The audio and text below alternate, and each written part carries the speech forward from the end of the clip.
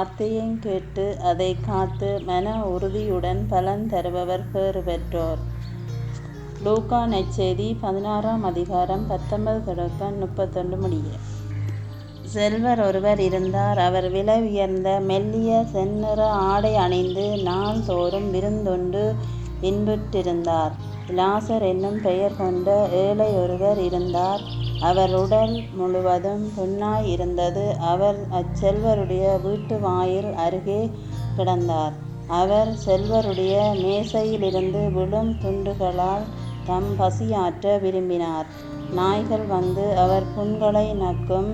அந்த ஏழை இறந்தார். வானதூதர்கள் அவரை ஆபிரகாமின் மடியில் கொண்டு போய் சேர்த்தார்கள். செல்வரும் இறந்தார். அவர் அடக்கம் செய்யப்பட்டார். அவர் பாதாளத்தில் வதைக்கப்பட்ட போது அண்ணாந்து பார்த்து தொலையில் ஆபிரகாமையும் அவரது மடியில் லாசரையும் கண்டார். அவர், தந்தை ஆபிரகாமே, எனக்கு இரங்கும். லாசர் தமது விரல் நுனியை தண்ணீரில் நனைத்து எனது நாவை குளிரச் செய்ய அவரை அனுப்பும். ஏனெனில் இந்த தீப்புழம்பில் நான் மிகுந்த வேதனைப்படுகிறேன் என்று உரக்கக் கூறினார். அதற்கு ஆபிரகாம், மகனே, நீ உன் வாழ்நாளில் நலன்களையோ பெற்றாய். அதே வேளையில் லாசர் இன்னல்களையோ அடைந்தார்.